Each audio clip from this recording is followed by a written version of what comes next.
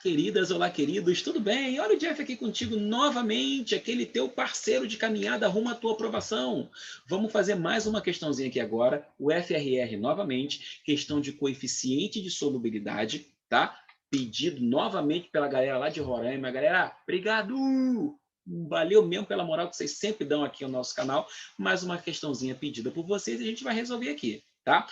Gente, essa questão de coeficiente de solubilidade, ela envolve dois conceitos, o da solubilidade propriamente dita e o da solubilidade ser endotérmica ou exotérmica, desculpa. Tá? Então vamos ver como é que funciona isso, para a gente tentar não confundir isso mais? Tá junto comigo? Vamos lá, olha só.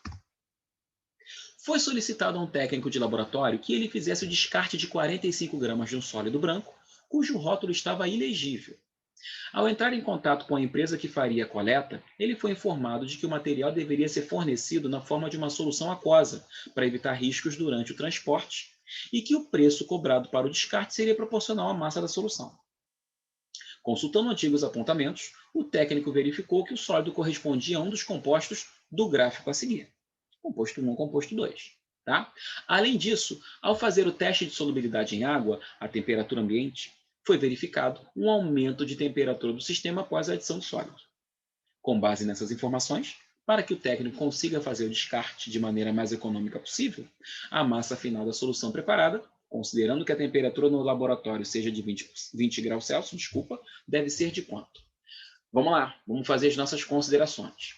Primeira coisa, eu preciso calcular a massa de solução de modo que o descarte seja feito da maneira mais econômica possível. Tá? Por que isso? Gente, vamos lá. Se a solubilidade de uma substância é 10 gramas para cada 100 gramas de água, 100 gramas de água é o mínimo de água que eu preciso colocar para dissolver 10 gramas da minha substância. Se eu colocar 200 gramas de água, eu não dissolvo também? 300, não dissolvo também? E 400? E 500? Sim, 100 é o mínimo. Qualquer valor acima de 100 de água adicionada vai fazer com que a minha dissolução seja completa. Como eu quero a maneira mais econômica possível, eu quero a menor massa de solução possível. Ou seja, eu quero o mínimo de água necessário para poder dissolver, tá, esses 45 gramas do sólido. Mínimo de água.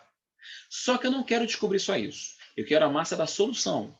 Então, descobrir a massa da solução significa somar a massa dissoluto mais a massa dissolvente. Tá? Massa de solução, massa dissoluto, mais massa dissolvente.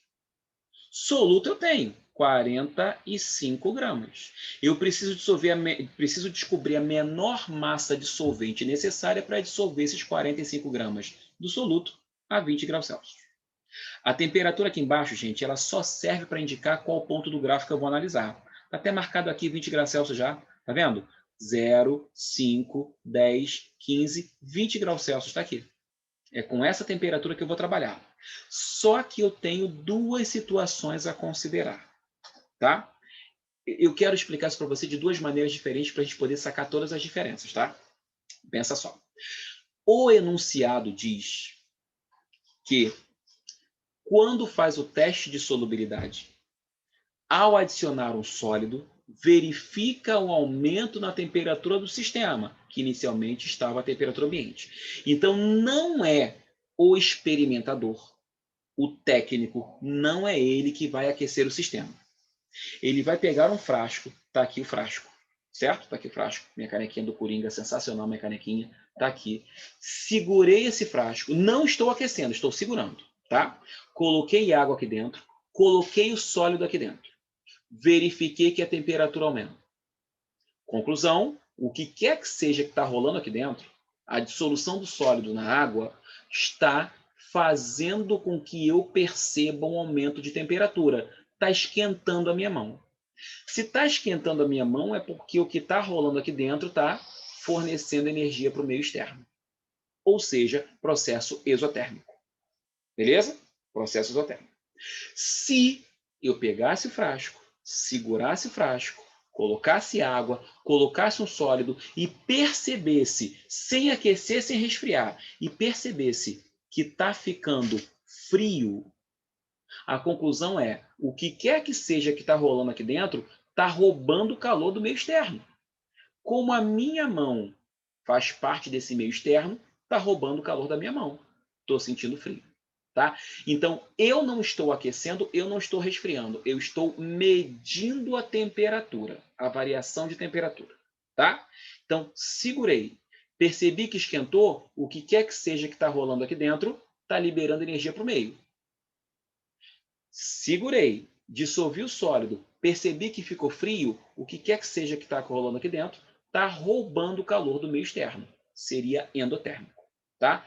Como ele diz aqui que está verificando um aumento de temperatura após a adição do sólido, não é ele que está aquecendo. Ele está verificando que a temperatura está aumentando depois que botou o sólido.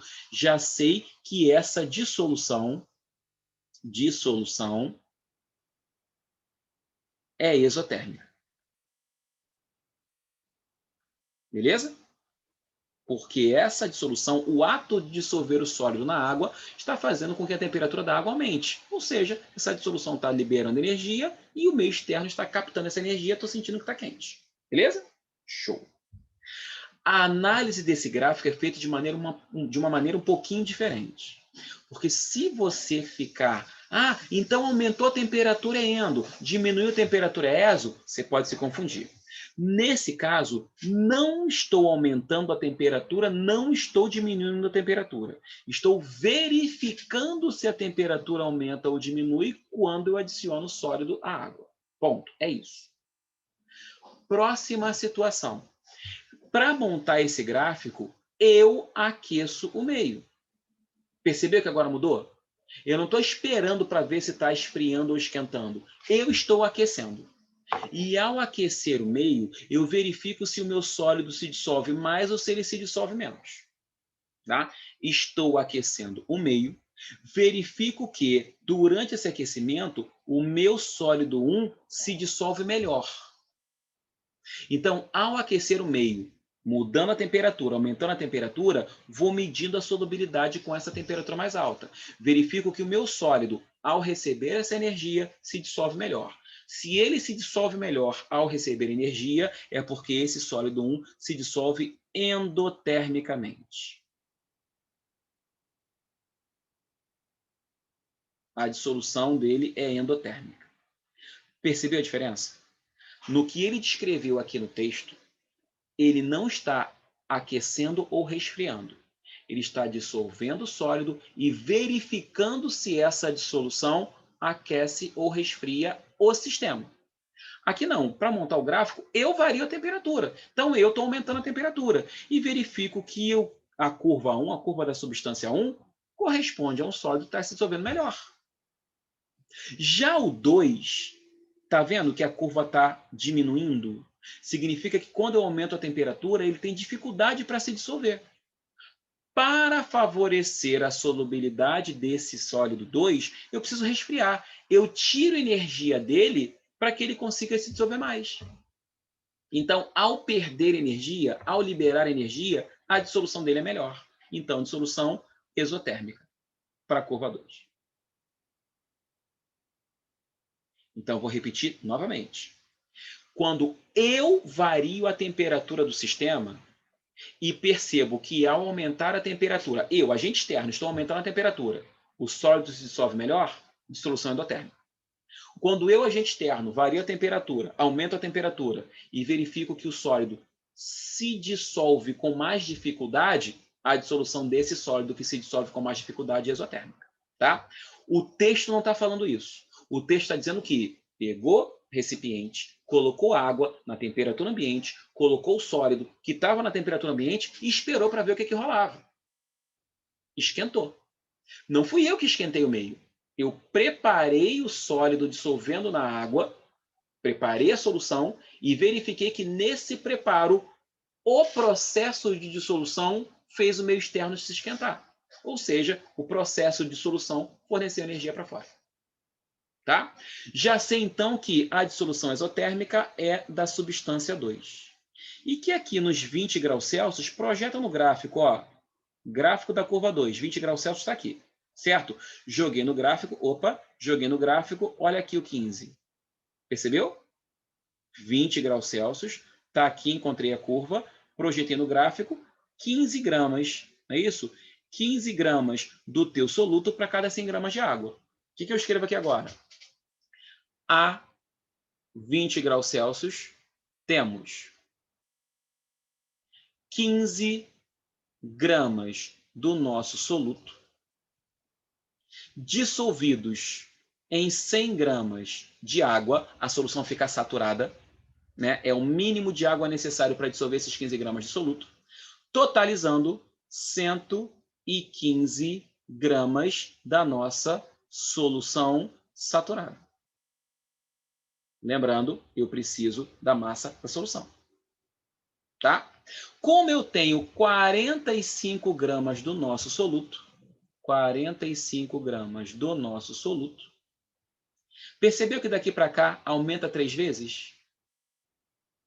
Então, também vou aumentar 3 vezes aqui. 300 gramas de água. Totalizando, somando aqui, ó, 345 gramas da solução aquosa saturada. Saturada porque é o mínimo de água que eu preciso colocar para dissolver a quantidade de soluto que estava ali. Logo, vai ser a menor massa de solução possível. Logo, vai ser o processo mais econômico. Então, chegamos aqui à conclusão de 345, marcamos letra A como nosso gabarito. Beleza, gente? E aí, curtiu a resolução? Achou bacana? Pô, então divulga aí pra galera, faz o nosso canal crescer, faz mais pessoas receberem as notificações desse canal, as indicações desse canal, as sugestões do YouTube desse canal, e a gente consegue ajudar mais e mais e mais pessoas. Beleza, gente? Como sempre, agradeço mais uma vez a atenção e paciência. Um forte abraço. Até o nosso próximo vídeo. Tchau, tchau.